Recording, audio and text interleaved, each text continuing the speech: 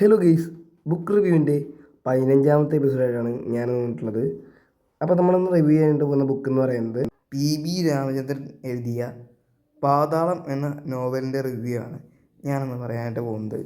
അപ്പോൾ ഈ ഒരു നോവൽ എന്ന് പറഞ്ഞിട്ടുണ്ടെങ്കിൽ നോവലൊന്നും പറയാൻ പറ്റില്ല, ഒരു ചെറിയ കഥ എന്ന് തന്നെ പറയാം. 24 പേജേ ഉള്ളൂ ഈ ഒരു ബുക്കിൽ. ആകെ കൂടി ഇതിൻ്റെ ചിത്രീകരണം എന്ന് പറയുന്നത് അനിഷ തമ്പി എന്ന് പറഞ്ഞിട്ടുള്ള ഒരാളാണ്. ഇതിൻ്റെ പിക്ചേഴ്സൊക്കെയാണെന്ന് തോന്നുന്നത്. അപ്പോൾ ഇതിൻ്റെ ചിത്രീകരണം അനിഷ തമ്പി എന്ന് പറയുന്ന ഒരാളാണ്.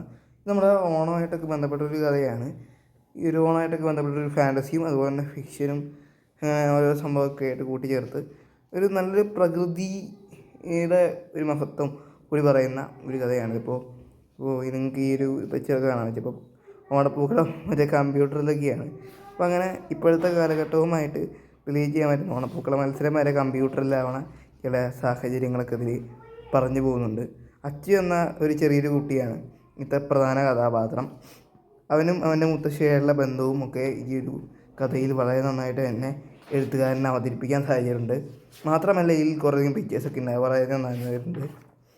ആൻഡ് ഇതിൽ നമ്മുടെ ഇപ്പോഴത്തെ പ്രകൃതി നേരിട്ട് കൊണ്ടിരിക്കുന്ന ചില പ്രശ്നങ്ങളെ പറ്റിയൊക്കെ, അല്ലെങ്കിൽ ഇപ്പോൾ പൂക്കളൊക്കെ പോവുകയാണ്, അല്ലെങ്കിൽ ഇപ്പോൾ പൂക്കളും മരങ്ങളൊന്നും ഇപ്പോൾ അധികമൊന്നും കാണാനായിട്ട് സാധിക്കില്ല എന്നുള്ള രീതിയിലൊക്കെ ഒരു പ്രകൃതിക്ക് വേണ്ടിയിട്ടുള്ള ഒരു മെസ്സേജും കൂടി നൽകുന്നൊരു നല്ലൊരു നോവലാണിത്.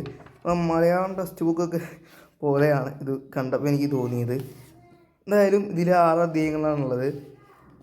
എന്തായാലും നമുക്ക് സമയം കിട്ടുമ്പോൾ, പരീക്ഷയൊക്കെ അല്ലേ, അപ്പോൾ സമയം കിട്ടുമ്പോൾ ഒക്കെ വായിച്ചിരിക്കാൻ പറ്റുന്ന ഒരു നല്ലൊരു ബുക്ക് തന്നെയാണ് ഈ ഒരു ബുക്ക് എന്ന് പറയുന്നത് പാതാളം. ഇതിനാകെ കൂടി 40 രൂപയേ ഉള്ളൂ. ഞാൻ ലൈബ്രറിയിൽ നിന്നാണ് എടുത്തത്. അപ്പോൾ ഈ ഒരു ബുക്കിന് ഞാൻ കൊടുക്കുന്ന റേറ്റിംഗ് എന്ന് പറയുന്നത് 7.4 ഔട്ട് ഓഫ് 10 ആണ്.